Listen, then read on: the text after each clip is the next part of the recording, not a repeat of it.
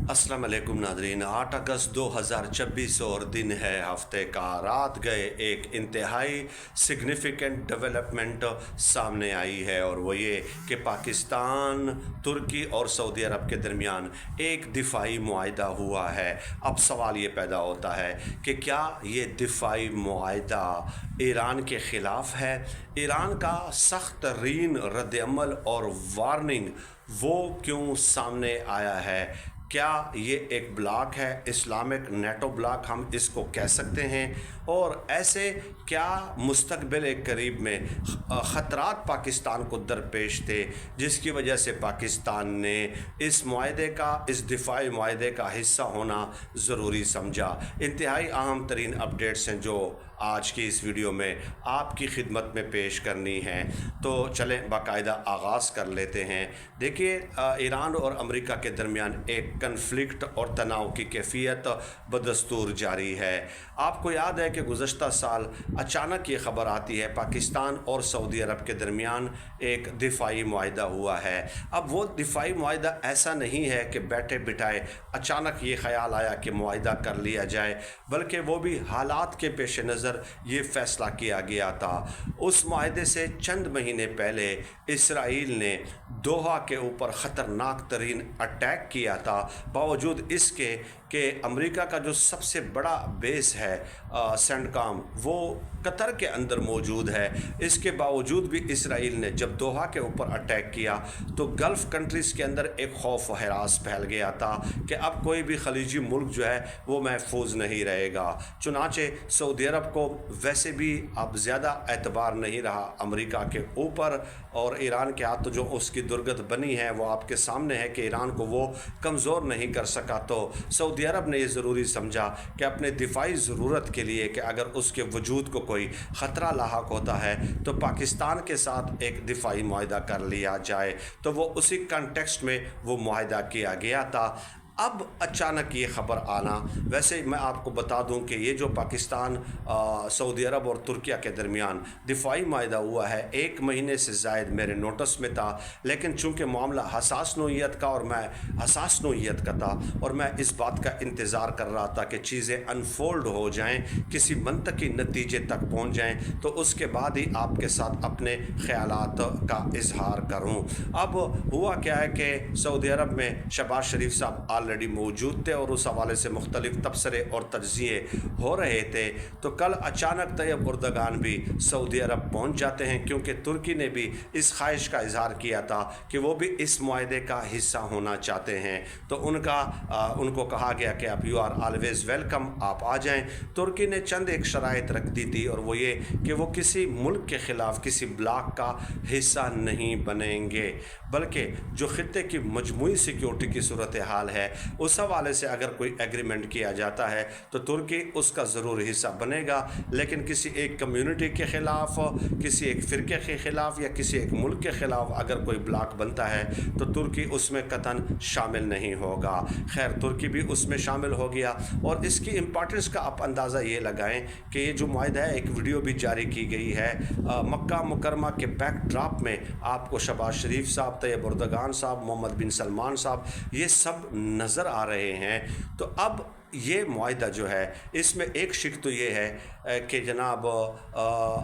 इन तीनों ममालिक में से किसी भी मुल्क पे हमला बाकी दो ममालिक पे हमला तस्वर किया जाएगा, यानी सऊदी अरब पे हमला, पाकिस्तान पे हमला, पाकिस्तान पे हमला, सऊदी अरब पे हमला, इसके अलावा तुर्की पे हमला, सऊदी अरब और पाकिस्तान पे हमला। ठीक है, तो इस तरह ये तीनों ममालिक ने एक दूसरे के साथ अहद व पैमान बांधा है। अब इसकी मज़ीद तफसीलात, जुज़ियात तो सारी सामने नहीं आ सकी हैं, ज़ाहिर है, लेकिन इसको देखा जा रहा है ईरान अमेरिका हालिया कशीदगी के कॉन्टेक्स्ट में। अब ईरान का, पहले इसके ऊपर मैं आपको रद्द-ए-अमल बता देता हूँ। ईरान का रद्द-ए-अमल जो है, उनकी जो पार्लियामेंट की नेशनल सिक्योरिटी कमेटी की जो कमेटी है, स्टैंडिंग कमेटी, उसके जो इंतहाई अहम तरीन एक रुकन हैं, उन्होंने ये कहा है कि ये जो मुआहदा है ये महज कागज़ का एक टुकड़ा है और इससे ज़्यादा इसकी कोई हैसियत नहीं है। अगर सऊदी अरब को ये लगता है कि वो पाकिस्तान और तुर्की के साथ मुआहदा करके کہ ایران کے حملوں سے بچ سکتا ہے تو یہ اس کی خام خیالی ہے، بلکہ ایرانی حملوں سے بچنے کے لیے سعودی عرب کو اپنی روش ترک کرنی ہوگی، اپنا طریقہ کار بدلنا ہوگا اور خود کو بدلنا ہوگا۔ ادروائز اس قسم کے جو معاہدے ہیں وہ سعودی عرب کو ایرانی غیظ و غضب سے نہیں بچا سکتا۔ انتہائی سخت ترین ان کا رد عمل سامنے آیا ہے، اور اس سے یہ ظاہر ہوتا ہے کہ ایران یہ سمجھتا ہے کہ یہ معاہدہ یہ ایک یوں سمجھ لیں کہ اسلامی نیٹو کا قیام ہے، کیونکہ نیٹو ممالک کا جو آپس میں معاہدہ ہے وہ یہ ہے کہ نیٹو ممالک کے کسی بھی رکن ملک پہ حملہ باقی ماندہ ممالک پہ حملہ تصور کیا جائے گا۔ تو اس کو جو تجزیہ کار ہیں وہ اس نام سے بھی موسوم کر رہے ہیں، منسوب کر رہے ہیں۔ اب آ جاتے ہیں اس بات کی طرف کہ اس کا جو نا کنٹیکسٹ کیا ہے۔ دیکھیے کنٹیکسٹ یہ ہے کہ حالیہ دنوں میں جو ایران کی پراکسیز ہیں وہ میں آپ کو اپنا جو ہے نا اوپینین بھی اس پہ دینے والا ہوں 1-2 منٹ بعد۔ ایران کی جو پراکسیز ہیں عراق کے اندر، انہوں نے بھی اٹیک کیا سعودی عرب کے اوپر، اور اس کے علاوہ ابنائے ہرمز تو بند ہے نا، تو وہاں سے جو گلف کنٹریز ہیں اور سعودی عرب ہے ان کی تجارت متاثر ہو رہی ہے۔ لیکن حالیہ دنوں میں یمن میں موجود ایران کے جو پراکسیز ہیں وہ ہیں ہوتیز، انہوں نے جو دھمکی دی کہ باب المندب کو بند کر دیں گے، تو یہ دھمکی ایسی تھی کہ